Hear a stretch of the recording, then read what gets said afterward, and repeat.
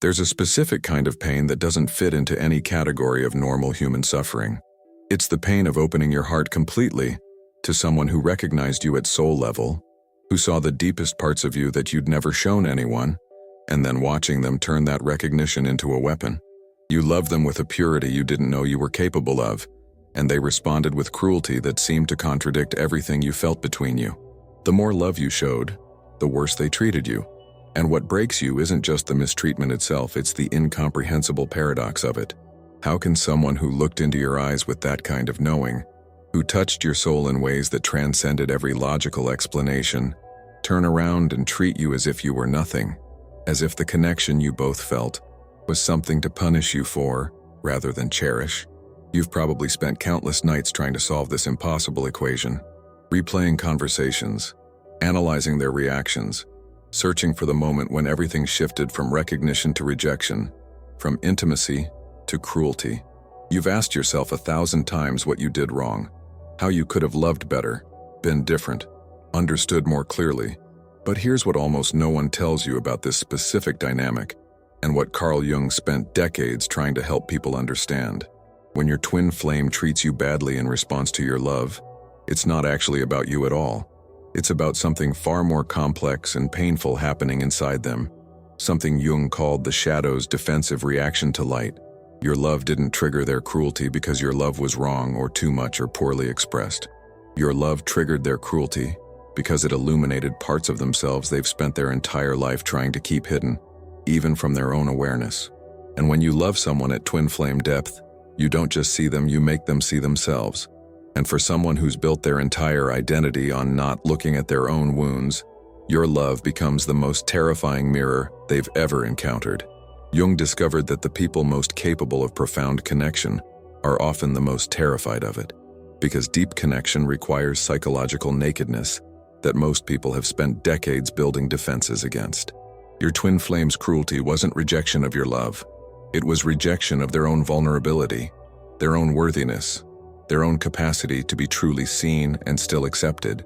The worse they treated you, the more desperately they were trying to prove to themselves that you'd eventually leave like everyone else, that the connection wasn't real, that they were right to never trust love in the first place. They were trying to destroy the evidence of their own capacity for depth, because that capacity terrified them more than loneliness ever could. Think about how they responded specifically when you were most open, most vulnerable, most genuinely loving. Those were probably the exact moments when their behavior became most incomprehensible, most hurtful, most deliberately designed to push you away. Jung would tell you this wasn't coincidence. This was their unconscious mind going into full protective mode, doing everything possible to sabotage the connection before it could get deep enough to truly transform them. Because here's what Jung understood that changes everything about this experience.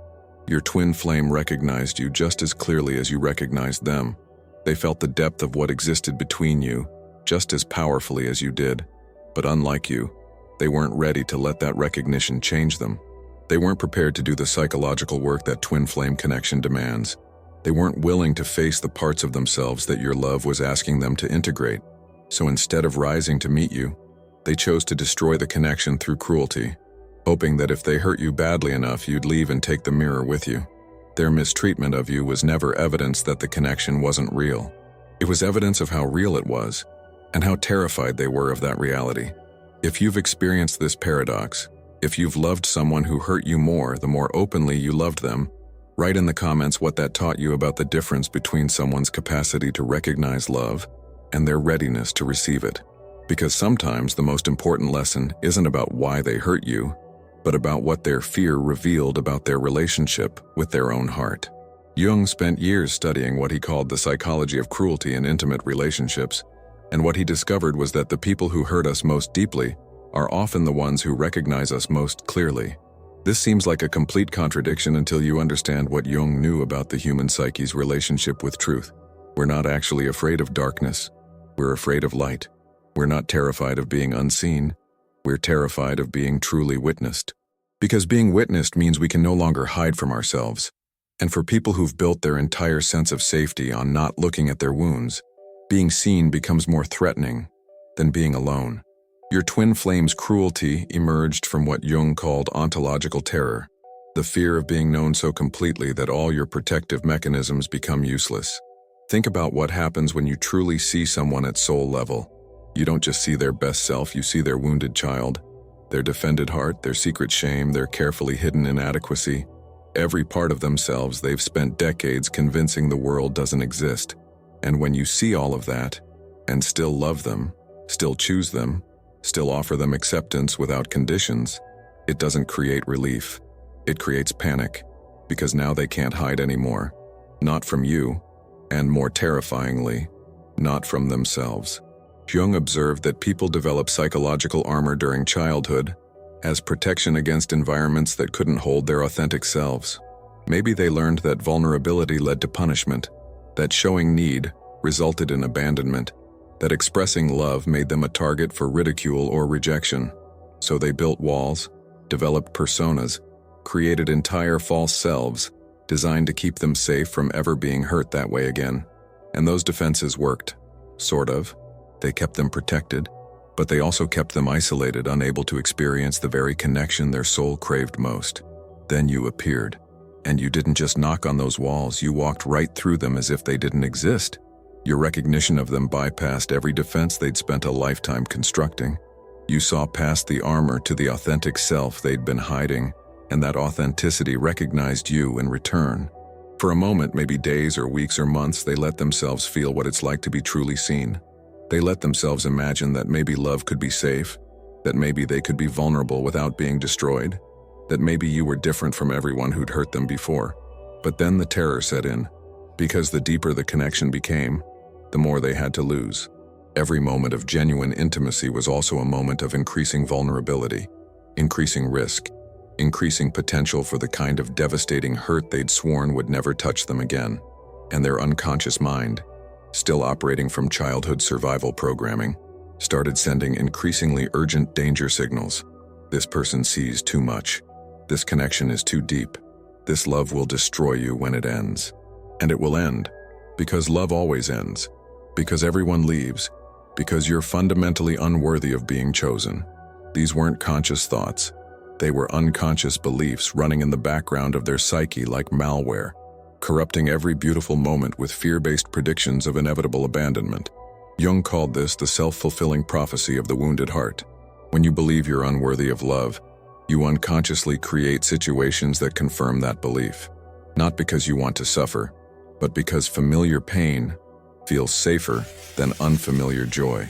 Your twin flame started treating you badly, because their unconscious mind needed to prove that you'd leave eventually. And if they could make you leave through their cruelty, at least they'd maintain the illusion of control. They'd be the one orchestrating the abandonment rather than waiting helplessly for it to happen to them. The worse they treated you, the more they were testing whether you'd stay.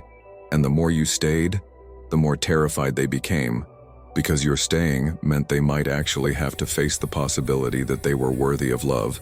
And that possibility threatened to dismantle their entire psychological infrastructure. Every cruel word was a test.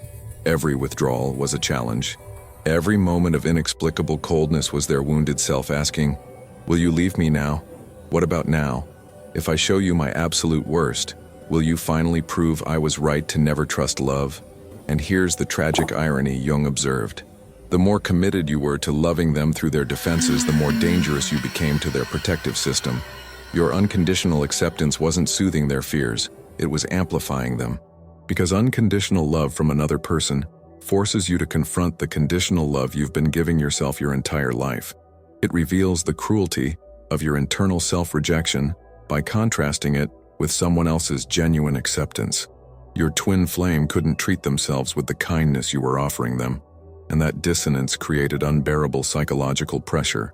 So they tried to force you to treat them the way they treat themselves, with judgment, with conditions, with eventual abandonment. They needed you to become like everyone else, to prove that their defensive worldview was accurate, that their walls were necessary, that their self-protection was justified.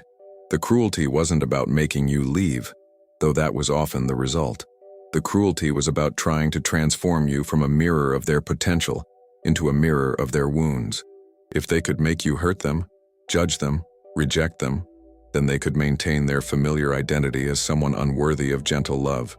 Jung discovered something profound about what he called psychological projection in twin flame dynamics.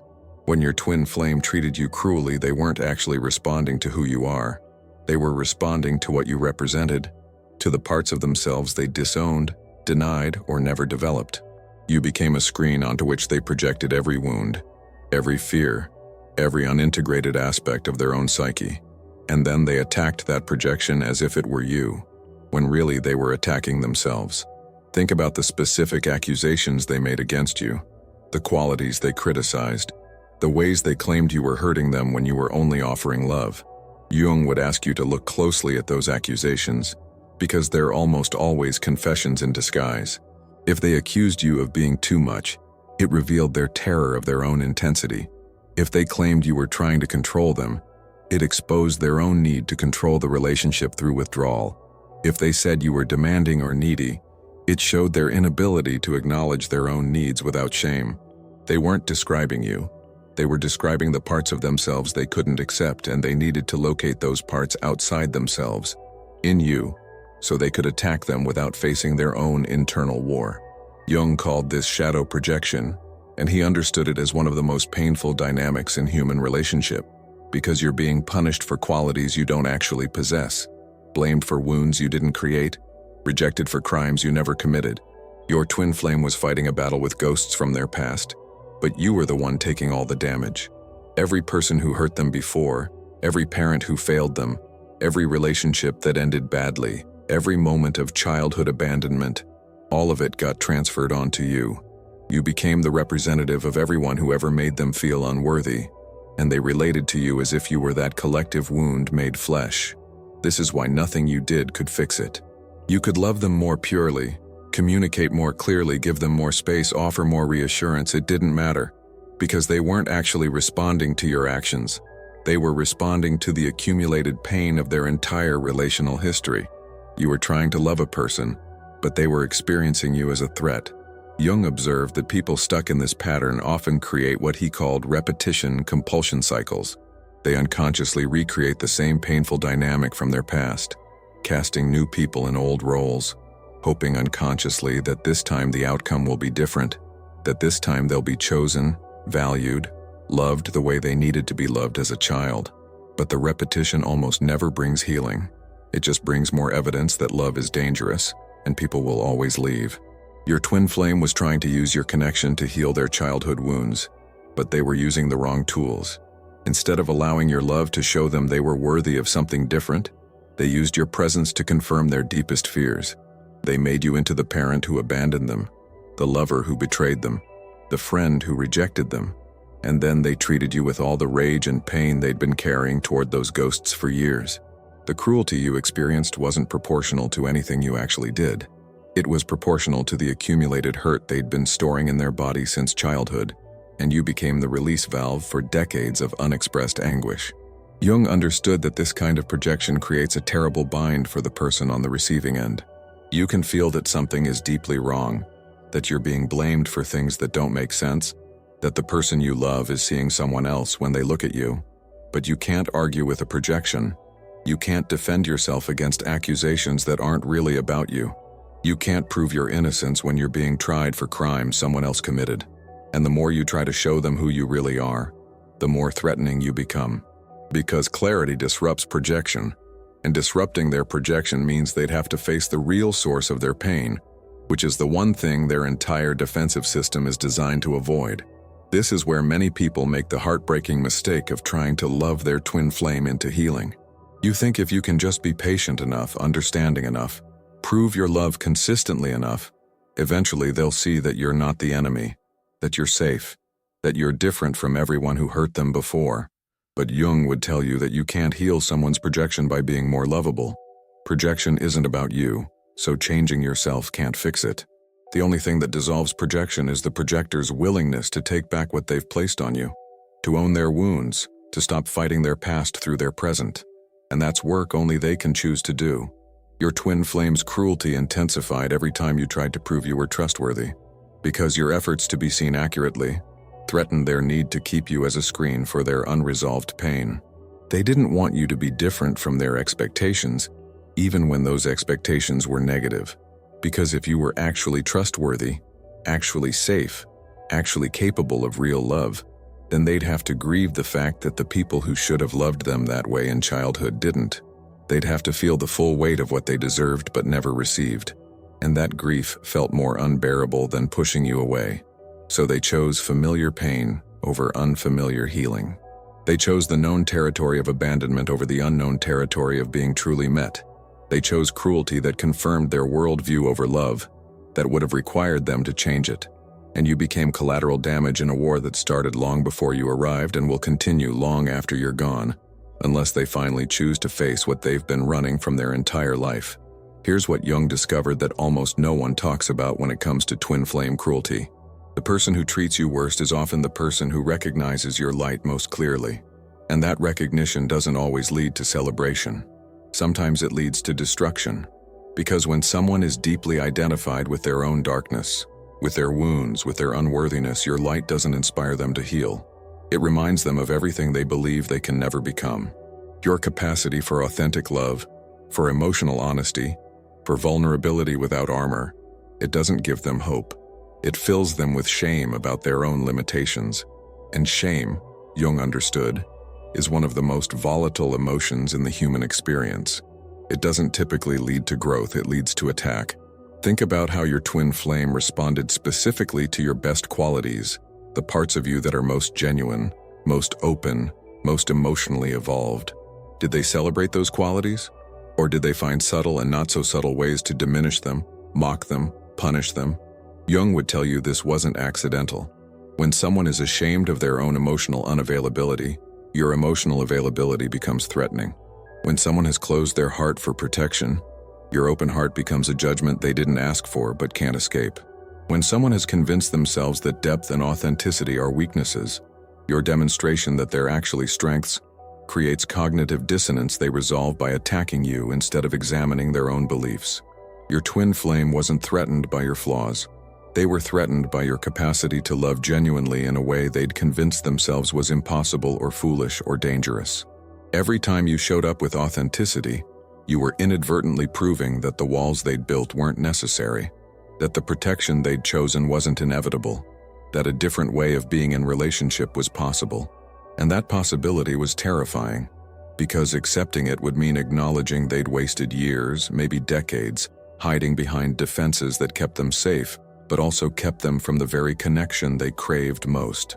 It would mean admitting they'd been wrong about love, wrong about people, wrong about their own capacity for intimacy, and that admission felt like psychological annihilation. So instead of letting your light illuminate a path forward, they tried to extinguish it. They criticized your openness as naivety. They mocked your emotional honesty as weakness. They punished your vulnerability as manipulation. They took everything beautiful about how you love and twisted it into something shameful, something you should hide, something that proved you were the problem. Jung called this defensive inversion, where people transform their own shame into judgment of others. They couldn't tolerate feeling inferior to your emotional evolution, so they convinced themselves and tried to convince you that your evolution was actually dysfunction, that your health was actually pathology, that your growth was actually immaturity.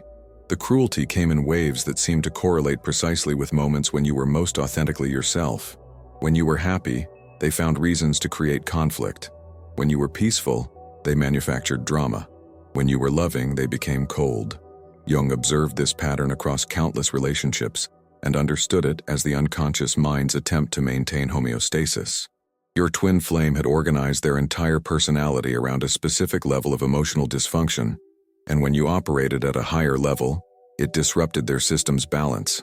So they unconsciously worked to bring you down to their level, not because they wanted you to suffer, but because your elevation made their position unbearable to maintain. If you're recognizing this pattern in your own experience, if you felt punished for your best qualities rather than celebrated for them, take a moment and share in the comments what you learned about the difference between someone who's inspired by your growth and someone who's threatened by it. Because that discernment might be the most important gift this painful experience gave you. This is also where Jung would want you to understand something crucial about compatibility. Real compatibility isn't about two people being similar or having chemistry or even loving each other. Real compatibility is about two people being at similar levels of psychological development, similar stages of healing, similar degrees of willingness to face their own shadows. You can have profound soul recognition with someone, you can feel depths of connection that seem cosmically orchestrated, and still be fundamentally incompatible for relationship. Because if one person is committed to growth and the other is committed to protection, if one person is willing to face their wounds and the other is dedicated to avoiding them, if one person operates from openness and the other operates from defense, the relationship will always be characterized by this kind of painful dynamic where love gets met with cruelty. Your twin flame's mistreatment of you wasn't evidence that you were incompatible in terms of soul recognition. You were incompatible in terms of readiness. They recognized you. They felt the depth of what existed between you, but they weren't ready to do what that recognition required, and no amount of love from you could make them ready. Readiness is an internal choice that only they can make, usually only after they've exhausted every alternative and finally accepted that their defenses are costing them more than vulnerability ever could. Jung spent his later years emphasizing that twin flame connections serve different purposes for different people. For some, they're preparation for union. For others, they're catalysts for individual transformation. Your twin flame might have entered your life not to stay, but to show you through their cruelty exactly what you will no longer accept, to break your tolerance for being diminished, to shatter your belief that love requires you to abandon yourself, to teach you that soul recognition without psychological readiness creates suffering, not partnership. And sometimes the greatest gift a twin flame can give you is treating you badly enough that you finally choose yourself over the connection. Jung made a discovery about trauma bonding that explains why your twin flame's cruelty didn't push you away as quickly as it should have. He found that when someone alternates between profound recognition and deliberate hurt, between moments of deep connection and episodes of inexplicable cruelty, they create what he called a psychological addiction pattern that's almost impossible to break through logic alone. Your nervous system becomes conditioned to crave the highs of recognition while enduring the lows of mistreatment, and the intermittent reinforcement makes the connection more compelling, not less. Think about how the dynamic actually played out. They'd hurt you deeply, withdraw completely, leave you devastated and confused, and then just when you were starting to find your footing again, just when you were beginning to accept that maybe it was really over, they'd return. Not with apology exactly, but with just enough softness, just enough glimpse of the person you first recognized, just enough reminder of what exists between you that all your resolve would dissolve. And you'd let them back in, believing this time would be different. This time they'd finally chosen you. This time the connection would stabilize into something sustainable. But it never did. The pattern would repeat, sometimes within days, sometimes within hours. Connection followed by cruelty, followed by abandonment, followed by return, over and over until you couldn't tell which version of them was real anymore. Jung understood this as a form of psychological manipulation, though often unconscious rather than deliberately malicious. Your twin flame wasn't necessarily trying to control you. They were trying to control their own terror of intimacy. The push-pull dynamic allowed them to experience connection without commitment, intimacy without vulnerability, recognition without responsibility. They could have you when their fear of abandonment overwhelmed their fear of intimacy, and they could push you away when their fear of intimacy overwhelmed their fear of abandonment. You became a yo-yo in their unresolved internal conflict, and the more you tolerated this treatment, the more evidence they had that they didn't need to resolve anything because you'd always be there when they decided they wanted you again. This pattern creates what Jung called learned helplessness in the person on the receiving end. You start to believe that you have no control over whether you're loved or hurt, whether you're chosen or abandoned, whether you experience connection or cruelty. Your sense of agency erodes as you become increasingly focused on managing their emotions, predicting their moods, modifying your behavior to try to minimize the next episode of mistreatment. You become so consumed with trying to stabilize an inherently unstable dynamic that you lose touch with your own clarity about what you actually deserve. The cruelty becomes normalized, expected, just part of the price you pay for moments of genuine connection. Jung observed that people stuck in these patterns often develop a kind of selective amnesia, where they remember the beautiful moments with crystal clarity while minimizing or forgetting the cruel ones. You hold on to the times they saw you, the moments of real intimacy, the glimpses of what could be, and you use those memories to override the reality of how they actually treat you most of the time. This isn't because you're naive or weak. This is because your soul recognized something true in those moments of connection, and you're trying to reconcile that truth with the contradictory truth of their cruelty. Your mind keeps trying to make it make sense, to find the explanation that will allow both realities to coexist, without requiring you to accept that someone can recognize you deeply and still choose to hurt you. But here's what Jung would want you to understand. The moments of recognition were real, and the moments of cruelty were real, and they're both true at the same time. Your twin flame is capable of seeing you profoundly and treating you terribly. They can feel the depth of connection and still choose to weaponize it. They can recognize your soul and still reject your presence. These aren't contradictions. They're evidence of someone operating from a fragmented psyche where different parts want incompatible things. One part of them knows you're precious and wants to move toward you. Another part believes intimacy equals danger and wants to destroy the connection before it destroys them. And you're caught in the crossfire of their internal war, taking damage from both sides. The trauma bond forms because intermittent reinforcement is the most powerful conditioning mechanism that exists. If they treated you badly all the time, you'd leave. If they treated you well all the time, you'd feel secure and wouldn't develop the addiction.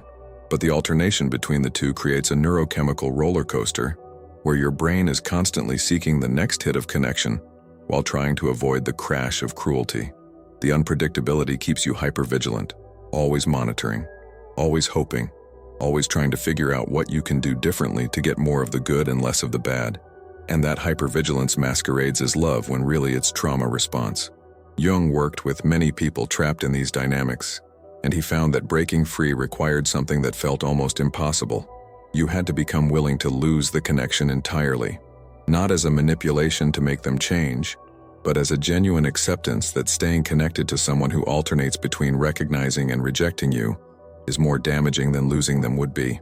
You had to reach the point where your commitment to your own dignity exceeded your attachment to the potential of what you could be together. And for most people, that point only came after years of repeating the cycle, after accumulating so much pain that even the beautiful moments could no longer compensate for the cost of staying. Jung discovered something that will fundamentally change how you understand why your love seemed to trigger your twin flame's worst behavior. He found that people who've experienced early relational trauma develop what he called an allergy to unconditional acceptance. The very thing they crave most desperately, genuine love without conditions or performance, is the same thing that activates their deepest wounds. When you loved your twin flame purely, without agenda, accepting them completely, you weren't soothing their wounds.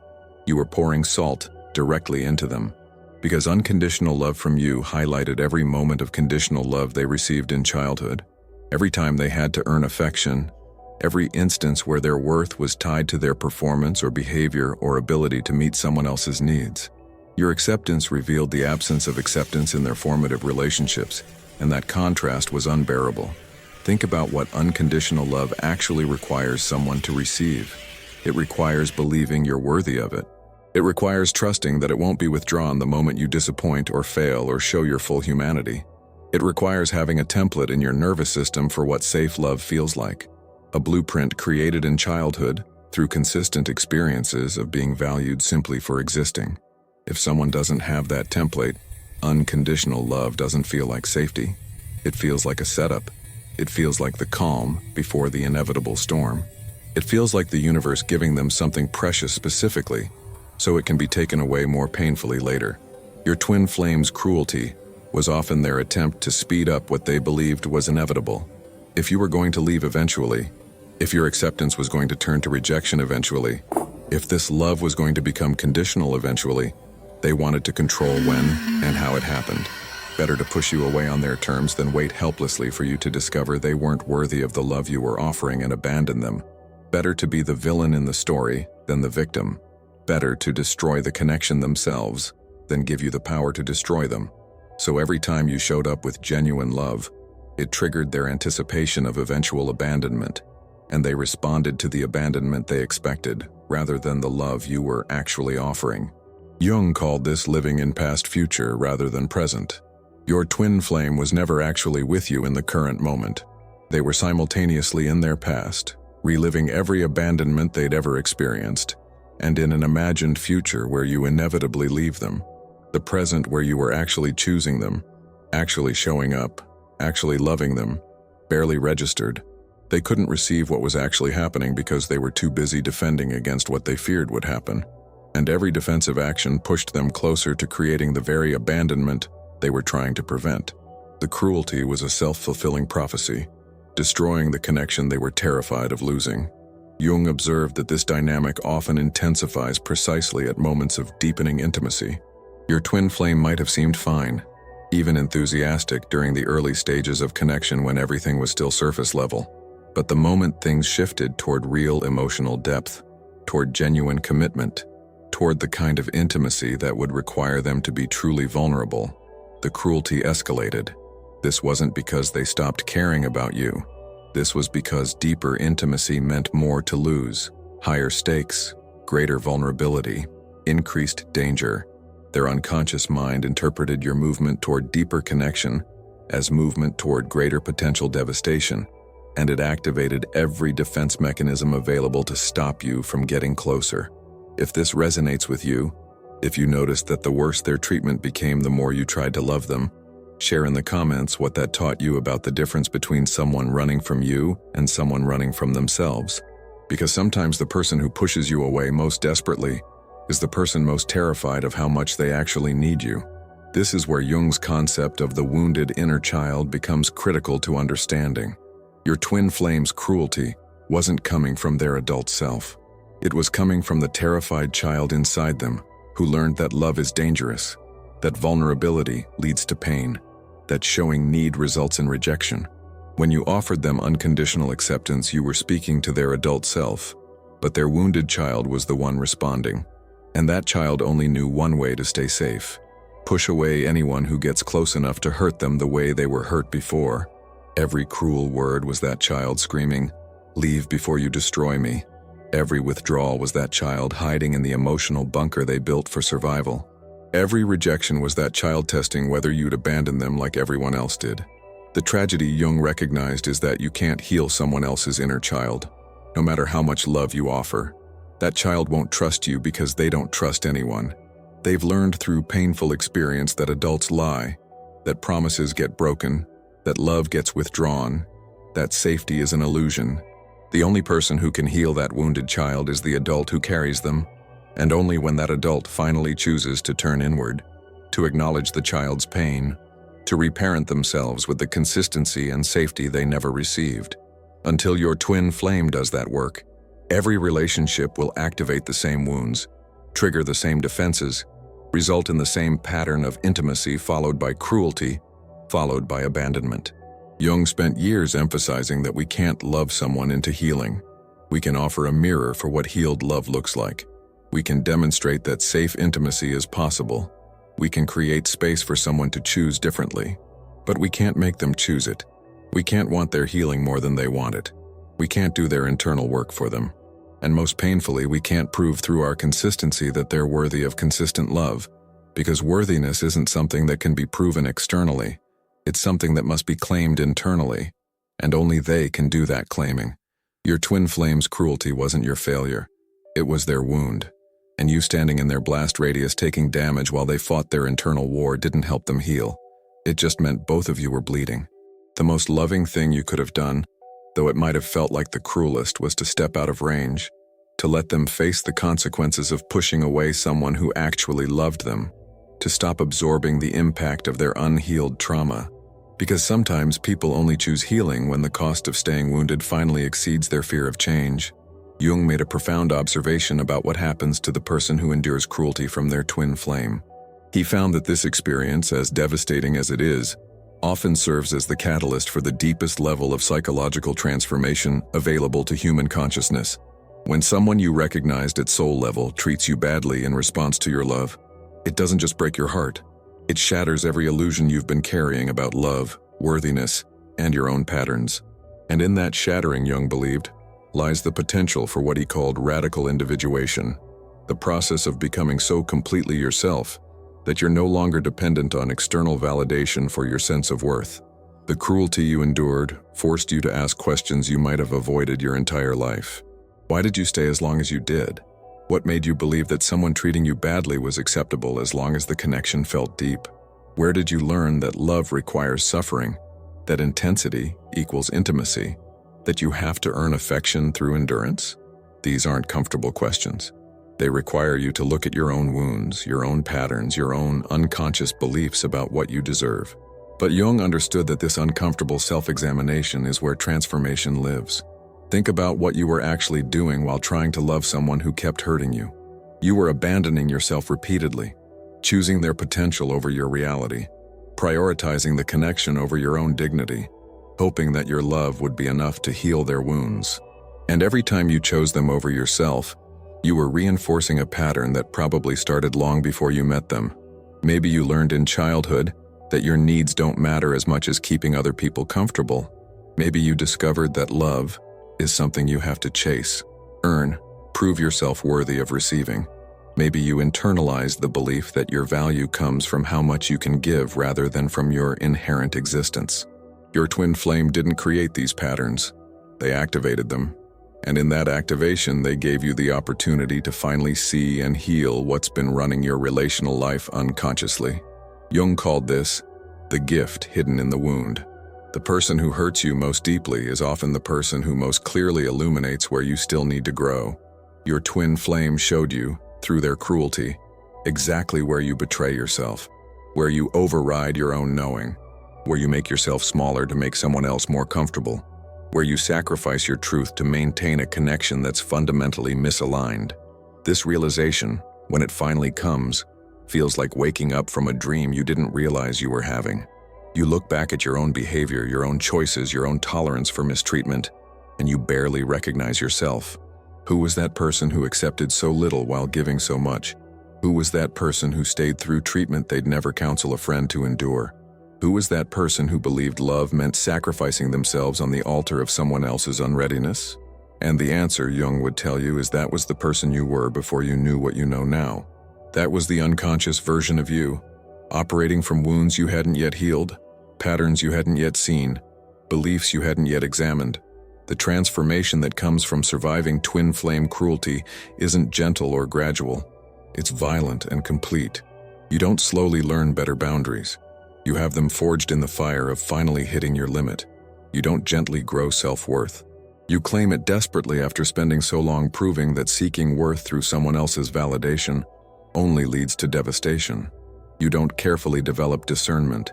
You develop it instantly after realizing that soul recognition without psychological readiness creates suffering, not partnership.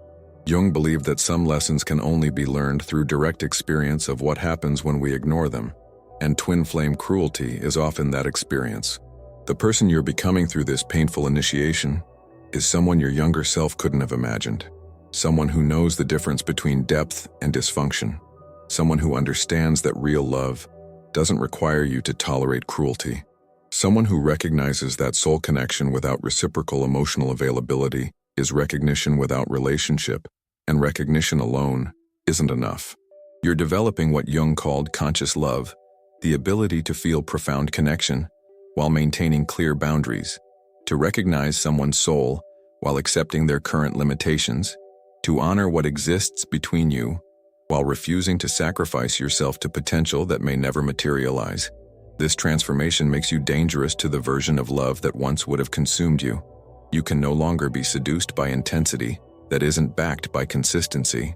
You can no longer mistake chemistry for compatibility or potential for reality. You can no longer convince yourself that someone who treats you badly is doing so because they love you so much they're scared. You know now that fear doesn't justify cruelty, that wounds don't excuse abuse, that someone's pain doesn't obligate you to endure their projection of it. And this knowing, Jung believed, is what finally makes you available for the kind of love that doesn't hurt, the kind that sees you and celebrates rather than punishes, the kind that moves toward intimacy rather than weaponizing it, the kind that honors the connection by building something real rather than destroying it through fear. Your twin flame's cruelty wasn't the end of your love story. It was the end of your tolerance for love that requires you to abandon yourself. And that ending, as painful as it was, created space for a completely different beginning, one where you're no longer seeking someone to complete you, but someone to meet you, where you're no longer trying to earn love, but offering it from a place of wholeness, where you're no longer accepting crumbs, but holding out for the full feast you finally realized you deserve. Jung spent his final years reflecting on twin flame connections that end in cruelty, and what he concluded was this: the person who treats you badly in response to your love is teaching you something you couldn't learn any other way. They're teaching you that love, no matter how profound the recognition, no matter how deep the connection, no matter how cosmically orchestrated it feels, cannot exist in a sustainable relationship without two people who are equally committed to showing up, doing their internal work, and choosing each other consistently. Soul recognition is only the beginning, never the end. What matters is what both people do with that recognition. Your twin flame recognized you. You felt it, they felt it, the connection was undeniable. But recognition without readiness creates the exact dynamic you experienced, where love gets met with fear, where intimacy triggers defense, where the closer you try to get, the more violently they push away. And no amount of your growth, your love, your patience, your understanding could create readiness in someone who hasn't chosen it for themselves. This is perhaps the hardest truth Jung asked people to accept. You cannot love someone into wholeness. You cannot heal someone by staying while they hurt you. You cannot prove your worth to someone who doesn't believe in their own. The only thing your persistence proved was that you were willing to abandon yourself for a connection, and that willingness didn't make them love you better. It made them respect you less, unconsciously, because how could they value something you were giving away without requiring reciprocity? But here's what Jung wanted you to understand about why this happened. Your twin flame entered your life not to become your forever partner, but to show you where you still needed to heal your relationship with yourself. Every moment of cruelty they inflicted was pointing to a place where you were already inflicting cruelty on yourself, through tolerance, through self-abandonment, through believing you had to earn love rather than simply being worthy of receiving it. They were your mirror, showing you in the most painful way possible how you've been treating your own heart. And now that you've seen it, now that you've felt the devastation of loving someone who couldn't receive it, you have a choice. You can continue the pattern with someone new, or you can finally break it by becoming the person who loves you the way you've been loving others. Jung observed that people who successfully integrate the twin flame cruelty experience emerge with a quality he called sovereign love. They become capable of profound connection without losing themselves, of recognizing souls without needing to possess them, of feeling deep love without requiring it to look a certain way. They develop the ability to hold two truths simultaneously. I recognize you deeply, and I will not stay where I'm not honored. I feel the soul connection, and I require reciprocal emotional availability. I know what we could be, and I accept what you're actually choosing. This paradoxical consciousness, Jung believed, is the hallmark of psychological maturity in relationship. The person you're becoming through this experience knows things most people will never understand. You know that the deepest connections don't always result in lasting relationships. You know that someone can see your soul and still choose fear. You know that love without reciprocal commitment is just longing dressed up as partnership. You know that you can hold space for someone's wounding without making their wounds your home. And you know, finally, that your worth isn't determined by someone else's capacity to recognize it. These lessons came at a devastating cost, but Jung would tell you they're worth every tear, because now you're free. Free from the belief that love requires suffering. Free from the pattern of choosing people who can't meet you. Free from the illusion that soul recognition equals relationship compatibility. Your twin flame gave you the gift of showing you, through their worst behavior, what you will no longer accept. They burned away your tolerance for being diminished, your willingness to make yourself smaller, your capacity to rationalize cruelty as love. And in that burning, they cleared space for something you've never experienced before. Love that doesn't hurt. Love that shows up consistently. Love that honors the connection by building something real rather than destroying it through fear. Love that sees you and celebrates rather than punishes. You're not broken because this love broke you open. You're finally becoming the person who knows that being seen isn't enough. You need to be chosen, honored, met with the same depth you bring. And you're finally ready to hold out for that, even if it means being alone while you wait.